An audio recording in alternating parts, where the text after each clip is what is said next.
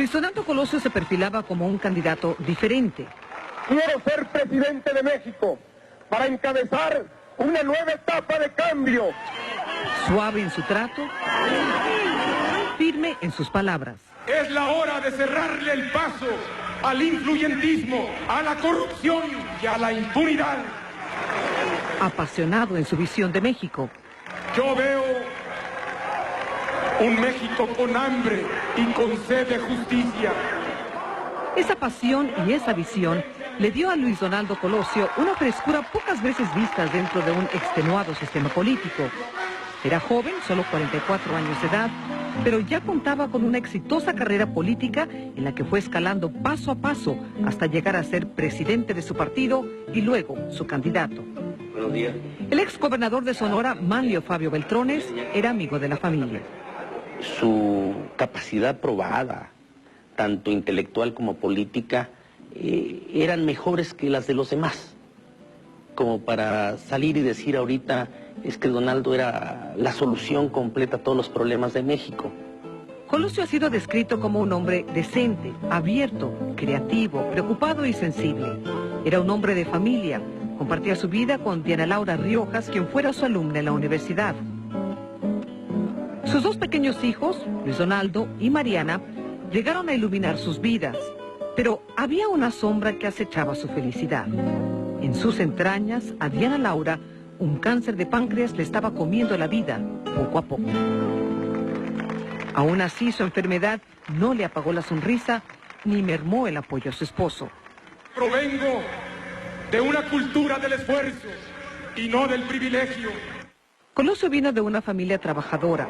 Es aquí donde nació, en el pequeño pueblo de Magdalena de Quino, en el fronterizo estado de Sonora. En su casa, sus padres, don Luis y doña Ofelia, resguardan como tesoros los recuerdos de su hijo.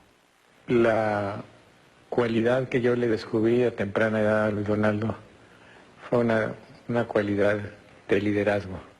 Cualidades que lo hicieron sobresalir como estudiante. En cada año.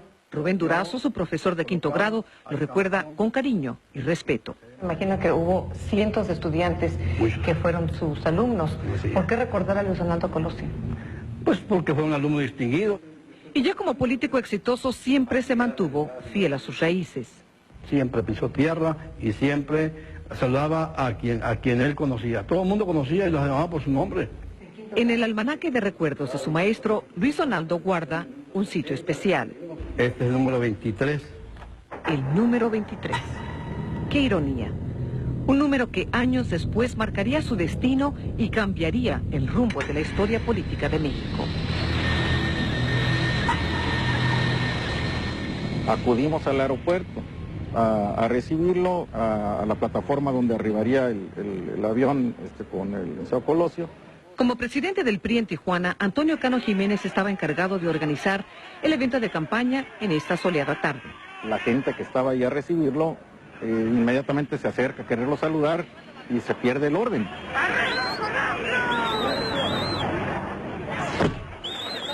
René Blanco estaba asignado a tomar fotos del candidato para la revista Z. Pues desde que llegó, yo lo tenía más o menos a esta distancia y no me le despegué. Conduciendo su propio auto, el candidato partió rumbo al primer acto proselitista del día. La periodista Adela Navarro estaba cubriendo el evento. Para llegar, las calles no estaban pavimentadas, entonces tenías que ir ahí sorteando baches y piedras y demás. ¿Por qué se escogió Lomas Taurinas para este mitin político? Se trataba de hacer un evento popular, un evento cerca de zonas densamente pobladas. Y en este caso, por aspectos logísticos, se trataba de una que estuviese en El Paso. El doctor Juan Parcero López era militante del PRI en Tijuana y conocía personalmente a Colosio. Estaba ahí para mostrar su apoyo. Era un lugar sumamente peligroso. Yo no me explico por qué escogieron ese lugar para llevar ahí al licenciado Colosio. Realmente era muy fácil llegar y estacionarse donde fuera. No había un lugar acordonado, no había nada que indicara algo más de seguridad, ¿no? ¿En ningún momento hubo preocupación sobre la poca seguridad o falta de seguridad que había en esta zona con tanta gente y tan abierto? Sí se planteó, sin embargo, los asuntos de seguridad, nos decía el Estado Mayor, nosotros los atendemos. Ustedes encárguense de que sea un evento nutrido, que acuda mucha gente. Y así fue.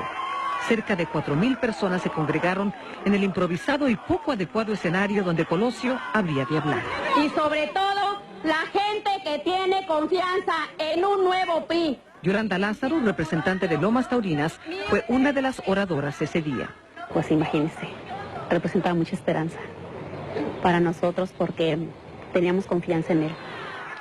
Había una gran expectativa entre los asistentes por escuchar las palabras de Colosio.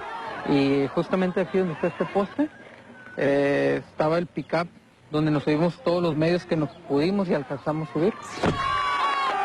Yo me traté de acercar al lugar por donde iba a pasar. A mí me empujaron para atrás. La presentadora de televisión Talina Fernández estaba cubriendo el evento. Me puse abajo del templete a oír todo lo que sucedía. Que no les quepa la menor duda. Aquí en Tijuana, como en Baja California, ¡vamos a ganar! Cuando ya iba a terminar, llega alguien de seguridad y me dice, señora, vámonos yendo al camión, porque la salida va a estar muy difícil. ¡Que viva la Organización Popular! ¡Que viva el PRI! ¡Que viva México! Bajamos y lo único que me dijo, ustedes son la unidad, ustedes son la esperanza. Él se fue bajando y se fue despidiendo y saludando a la gente. Se iba metiendo más gente porque gente de abajo quería subir. Y toda la gente se le va encima. Y su seguridad obviamente pues no lo alcanza a cubrir bien. Había una música estridente que no permitía escuchar muy bien.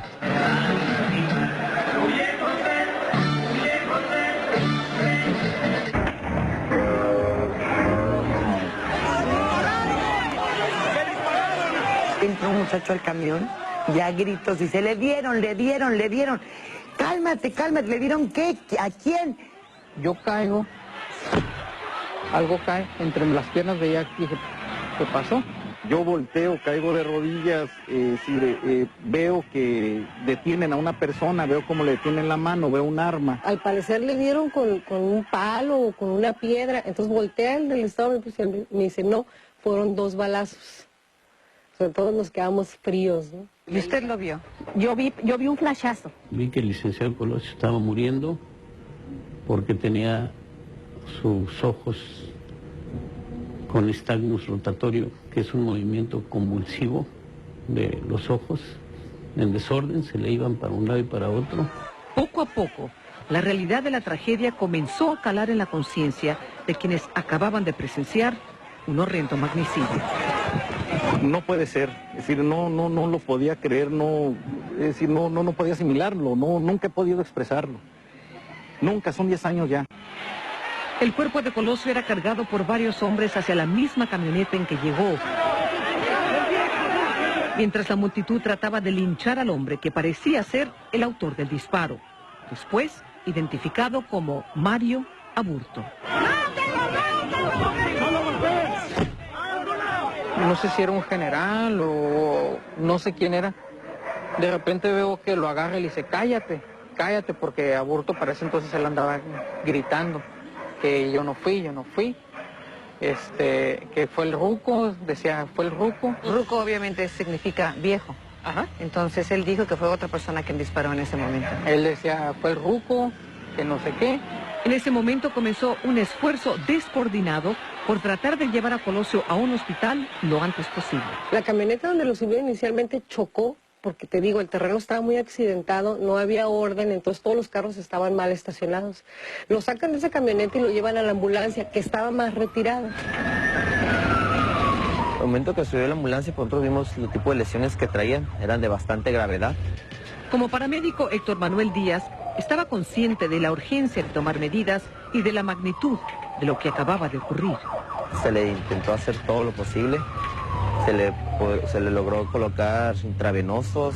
Y así, de acuerdo con el informe oficial, 8 minutos después de ser acribillado, Luis Donaldo Colosio llega al Hospital General. Yo me acuerdo que subió a la banqueta y de ahí lo subimos a la rampa con la camilla y lo entregamos a los doctores. Colosio, con sus signos vitales debilitados, se abría paso hacia el quirófano más cercano. La doctora Patricia Obanel estaba de guardia ese día en caso de una emergencia. En el momento que yo llegué tenía latidos mas sin embargo esos latidos no daban suficiente irrigación ni a su cerebro, ni a su corazón, ni a sus tejidos. Un ejército de médicos luchaba infructuosamente por mantener a Colosio con vida, entre ellos el cardiólogo Juan José Parcero. Logro entrar a la vena y logro meter el marcapaso. Aquí en el Hospital General cundía el pánico, había mucha confusión y una gran desesperación. La gente trataba de acercarse hacia donde habían llevado el cuerpo de Luis Donaldo Colosio. Y unos cuantos quedaron atrapados aquí entre la entrada del hospital y los quirófanos. Es ahí cuando comenzó una larga espera. Nos hicimos a un lado y ahí nos quedamos, a esperar la información de los médicos que fueran saliendo. No había organización. Y los periodistas seguían llegando al hospital. Y en el momento que voy subiendo las escaleras corriendo, veo que viene llegando Diana Laura. A Diana Laura, esposa de Colosio, quien lo había acompañado en el viaje de campaña, le dijeron que su marido había sido golpeado con un palo en la cabeza. Pasó corriendo y obviamente no se detuvo. Si todos quienes estábamos ahí en la antesala del quirófano la vimos pasar. Y después de ella el obispo. ¿Y cómo la vieron? A prisa, corriendo. Dentro del quirófano continuaban los esfuerzos desesperados, pero las esperanzas poco a poco se iban desvaneciendo. Usted me dice que si estaba vivo o muerto, yo le puedo decir que está más muerto que vivo. En la sala de operaciones también se encontraba Domiro García, el general encargado de la seguridad del candidato.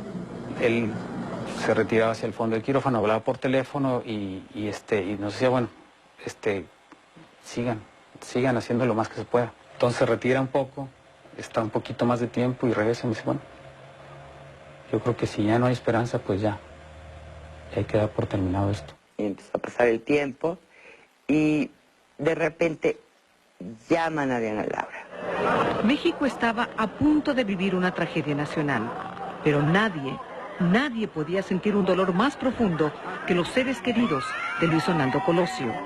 A su padre, recordar aún le desgarra el corazón.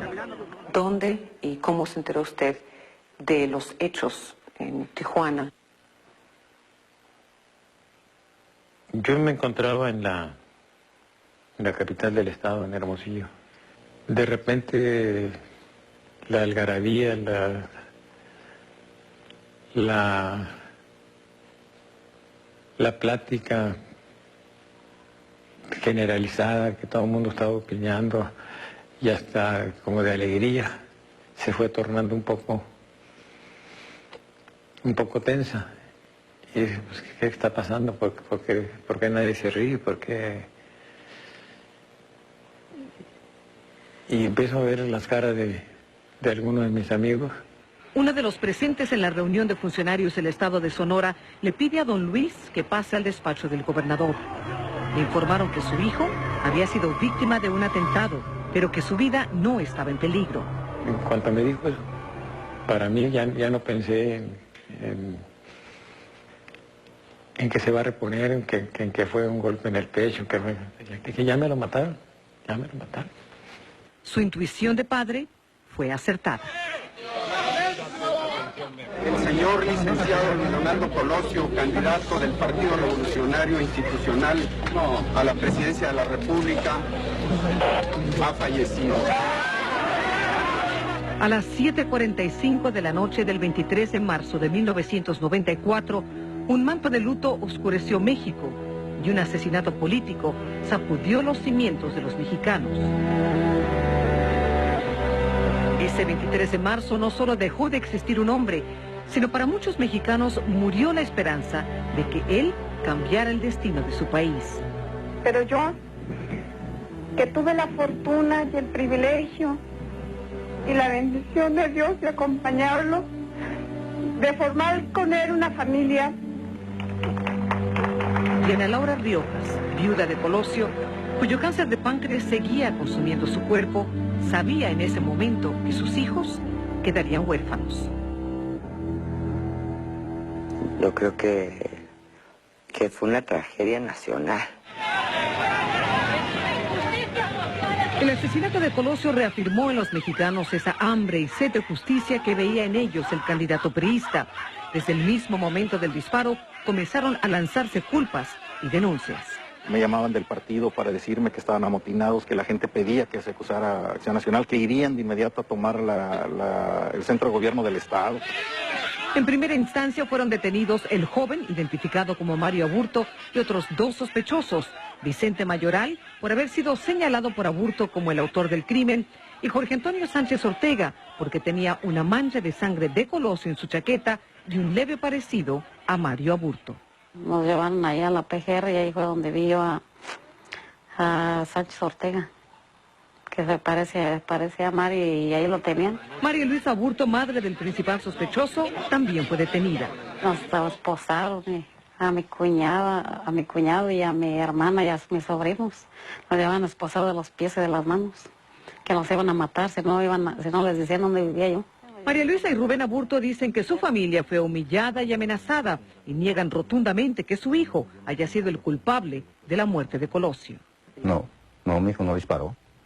Mi hijo no disparó. Yo vi cuando le dieron el balazo. ¿Estaba caminando al lado de él? Yo iba a un lado de él. Yolanda Lázaro, la militante periodista que caminaba detrás de Colosio después de los discursos, asegura que el que disparó es Mario Aburto. Yo vi un flashazo. O sea, yo pensé que era una cámara, porque uno va pues caminando y no va uno a ver un asesinato ni nada de eso. ¿Usted está segura que fue Mario Aburto, el hombre que está en la cárcel? Sí, porque yo me peleé con Aburto desde temprano. ¿Y por qué se estaba peleando con Aburto? Porque él estaba callando a la gente para que no gritara Colosio.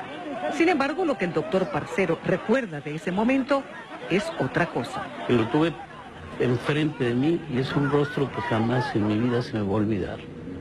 Lo llevo grabado en mi mente, en mi pensamiento, porque lo tuve cerca. ¿Y esa persona que usted vio, quien supuestamente disparó contra Colosio, es la misma persona que está detenida en la Almoloya? Al tiempo que voy a caer, se puede ver el movimiento que hago aquí. Con lujo de detalle, Mario Aburto Martínez muestra cómo le quitó la vida a Luis Donaldo Colosio. Se activa el arma, Así lo relató en una recreación de los hechos en la prisión de Almoloya. Pero ni su propia confesión ha logrado apaciguar las dudas de quienes aseguran que Mario Aburto no es la misma persona que le metió un balazo en la cabeza a Luis Donaldo Colosio. Yo vi el rostro del que supuestamente disparó y no es el mismo que presentaron en la televisión. No es Mario Aburto. Para mí no es Mario Aburto. Su padre coincide. Mi hijo nunca se mira cerca de Colosio, nunca. Son otras personas las que se miran. Rubén Aburto dice que su hijo le aseguró que lo obligaron a confesar a base de torturas. Le vendaron los ojos y que le pegaban, ¿verdad? Y que tú te tienes que echar la culpa. Esta foto fue tomada segundos después del disparo. Se tomó esta foto cuando a ti te detuvieron. Y nada más queremos que nos digas si este eres tú.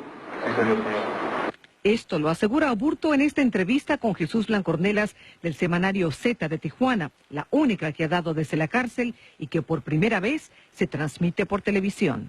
Cuando saqué yo el arma, iba a disparar a los pies pasó la persona, quise levantar el arma, y en eso cuando la levanté me tropecé, y al tropezar fue como sucedió el accidente. A lo que yo siempre he dicho, esto fue un accidente. Blancornelas es coautor de un libro sobre el caso Colosio. ¿A qué conclusión llegaron ustedes después de investigar el caso durante 3 años? Que fue él solo. Él, lo que nosotros llamamos, y todo el mundo lo llama, aunque no lo creen, el asesino solitario. No encontramos a nadie de atrás de él. ¿Pero no le cree que fue un accidente? No le creo que fue un accidente. Para nosotros, quería él matar a quien representara el sistema, porque estaba enojado. ¿Qué quieren hacer los funcionarios o los del gobierno? Seguir robando a México. Entonces, ¿cuándo va a progresar México? Nunca va a progresar, siempre lo van a tener al pueblo humillado y matado, muerto de hambre. Las conclusiones de la investigación oficial se resumen en estos 4 tomos publicados por la Procuraduría en septiembre del año 2000. Quien lea los 4 tomos, seguramente todas las dudas que tengan alrededor de las diligencias o de las líneas de investigación que se siguieron quedarían disipadas. El homicidio del licenciado Luis Donaldo Colosio. 4 fiscales especiales han tenido bajo su cargo el caso Colosio. Se han entrevistado a más de 1.460 testigos. Se han gastado más de 13 millones de dólares y se han investigado más de una veintena de teorías o líneas de investigación. Aún así, quedan muchas dudas y preguntas sin respuestas. Ciertamente se cometieron primero muchísimos errores en la investigación que crearon una confusión. Y de esa confusión, ahí tenemos ya la duda si existió o no existió un complot. El médico forense Ángel Gutiérrez realizó una investigación independiente. El hecho de que sea un asesino solitario no quiere decir que no haya habido complot, pero también coincido con la última versión de la Procuraduría en la situación en la que se llevó a cabo la posición víctima-victimario. Esto es que Mario Aburto iba del lado derecho, realiza un primer disparo en la cabeza y al caer Luis Donaldo, él realiza el segundo tiro. Es precisamente el famoso segundo disparo en lo que Eduardo Valle, un ex zar antidrogas conocido como El Búho, se basa para escribir un controversial libro que suponía un segundo pistolero. Pero después de años de análisis y estudio desde un sitio no revelado por motivos de seguridad, abandona la teoría del segundo disparo, pero no la de un posible complot. ¿Sí existe la posibilidad de un complot? Por supuesto que sí. Y eso hable el camino a la coparticipación, a la complicidad de otra persona. Lo que más le preocupa a El Búho es una seguridad quebrantada. ¿Qué pasa? ¿No hay vallas? Yo iba a un lado de él, miré cuando Aburto le da el balazo, miré cuando Tranquilino y le va abriendo paso. Entonces es cuando Tranquilino pone la mano, si se fijan es para que se sostenga en la pista, él se sostiene en su brazo y le da el primer impacto. Tranquilino Sánchez es uno de varios miembros del equipo de seguridad de Colosio que fueron detenidos y después liberados por falta de pruebas. Y queda nuevamente Mario Aburto como asesino solitario. ¿Qué le pudiera decir usted a Mario Aburto si pudiera hablar con él? ¿Qué le diría? Nada más. Una pregunta. ¿Quién te ordenó matarlo? ¿Quién te dio la última orden? ¿Quién te pagó o quién te dijo, ya estás a salvo? ¿Quién me ha dado dinero? Nadie me ha dado dinero. Si yo tuviera dinero, entonces contrataría un abogado para que estuviera en mi caso. ¿Quieren que digan mentiras? Ok, les voy a decir una mentira. Me pagó Salinas de Gortari, me pagó Luis Echeverría, pero esas son solo mentiras, ¿no? La verdad aquí está, no hay nadie detrás de eso. ¿Alguien puede demostrar que no existió un autor intelectual? Pues que lo demuestre. Pero el primer responsable para demostrar todo esto es la autoridad. Es la autoridad judicial. En este caso, la autoridad judicial federal, que eso es lo que ha fallado. Y esa falta de confianza en el sistema judicial ha hecho que gente como Manlio Fabio Beltrones, exgobernador de Sonora y amigo personal de la familia Colosio, siga en busca de respuestas. Se tiene al asesino material en la cárcel, pero la mayoría de nosotros seguimos insatisfechos y sobre todo rebelándonos a aceptar que un simple personaje oscuro con un barato revólver y no nada más le haya quitado la vida injustamente a Luis Donaldo Colosio, sino que haya trastocado la vida política nacional y el proyecto de nación en el que todos nosotros estábamos incluidos. Todos tendremos que sujetarnos a la ley y solo a ella, sin ventajas para nadie, sin prepotencias, sin abusos y sin arbitrariedades. Este discurso pronunciado el 6 de marzo, 17 días antes del asesinato, demuestra grietas políticas con la vieja guardia priista.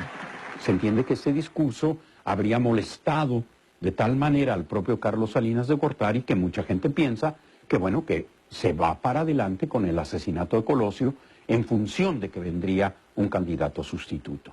Expreso mi reconocimiento y aprecio a Luis Donaldo Colosio.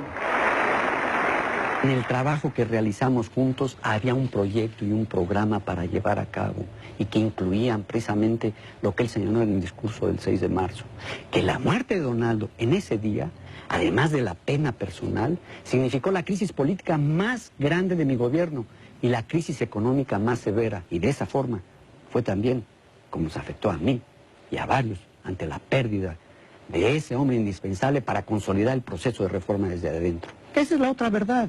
La otra verdad es también que existía por parte de Diana Laura, la viuda de Colosio, una gran desconfianza hacia Salinas de Gortari. Le provocaba náuseas la sola presencia de Salinas de Gortari. Entonces decía, es que es un hipócrita, es un mustio, yo no le creo nada. La indignación salió a flor de piel porque existía la percepción de que Salinas estaría preparando el terreno para posiblemente reemplazar a Colosio con su rival político Manuel Camacho Solís, quien había sido nombrado comisionado de paz en Chiapas. ¿Usted cree que Carlos Salinas de Gortari tuvo algo que ver con la muerte de su hijo? En este país todo puede suceder. No me pongo ni afirmo que pudo tener algo que ver, pero sí puedo asegurar que de habérselo propuesto podría haber evitado la muerte de Colosio. Salinas de Gortari siempre ha negado haber estado involucrado en el asesinato de Colosio. Quienes afirman que Donaldo Colosio y yo tuvimos una diferencia no conocen los diálogos intensos, la relación directa y el trabajo político común que tuvimos a lo largo de 15 años. Solo 5 días antes de su muerte, Colosio, en entrevista exclusiva con Univisión, hablaba de su visión de México casi como un presagio. Yo no creo que sea a base de balas y a base de tiros y de violencia como vayamos a resolver los problemas en México.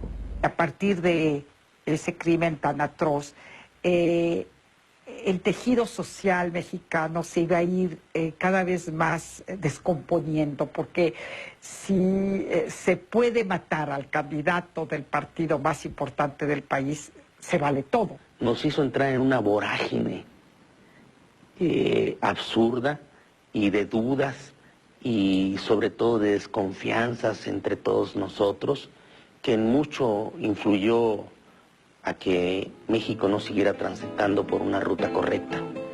Sin duda, el asesinato de Colosio fue una tragedia nacional, pero sobre todo una tragedia familiar. A los 8 meses de la muerte de su esposo, Diana Laura Riojas perdió su lucha contra el cáncer. Hoy, sus restos descansan junto a los de su marido en Magdalena de Quino. Fue el hijo adorado que en el momento que más lo necesitaba, en el momento en que más amor sentía por él, se lo llevó Dios. Yo veo un México con hambre y con sed de justicia.